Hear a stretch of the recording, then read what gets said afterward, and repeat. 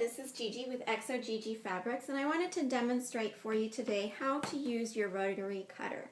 I know for some new seamstress they use scissors and are not aware of the wonderful benefits of a rotary cutter, a cuttable mat, and a ruler. Once you have one of these set of tools, you will not go back. I promise. It's just wonderful.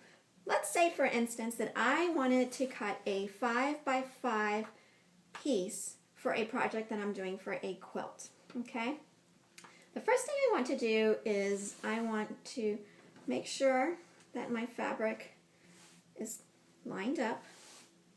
If you have the selvage here, you want to line it up along your selvage, but I don't because I've been playing with this piece of fabric for videos all day long.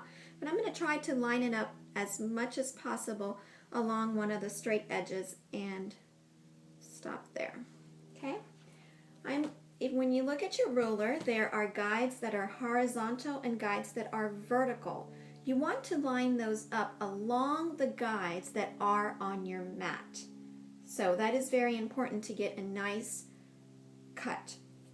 So for instance, let's say here that I want, I'm not sure if the video is capturing this. I didn't have any volunteers to video today since it's the holidays, so I'm hoping I'm capturing this. I'm going to line it up here.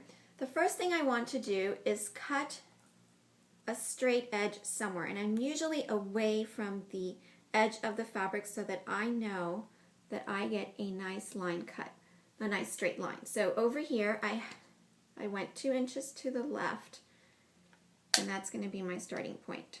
Okay? So I cut. I'm not aiming for 5 inches right now. I'm just aiming for a nice straight piece of fabric. So I've got a nice straight edge. I'm going to count now 5. 1, 2, 3, 4, 5. I'm going to place my ruler, and I'm going to place my guides that are on my ruler to line up against my cuttable mat. Okay? And I'm going to slide. You want to make sure that this end of your guide matches to the opposite end on the other side of the ruler. Very important. When getting ready to cut, you want to place all of your body weight in one arm, so one arm down, body weight on it, so that your ruler does not slide. Okay? You want to make sure that your blade is retractable. By the way, this is a retractable slide that will have your blade come in and out.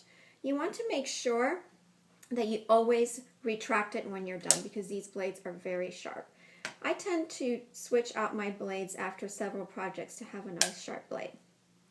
So I line it up, I snuggle it up real close to the edge of my ruler, slide, and then I pull. Now, when I pull it out, sometimes a little strip will get caught because I missed it with the blade. I just go over it, or you can also cut it with your scissor. And now I have 5 inches from here to here, and I need 5 inches on the other side. So I'm going to line up one of those straight edges again. Make sure it's lined up on the front guides and the back guides. And then grab your ruler. Count 1, 2, 3, 4, 5. Line up your horizontal guides from the ruler along with your mat. Now line up your vertical guides with the vertical guides on your mat.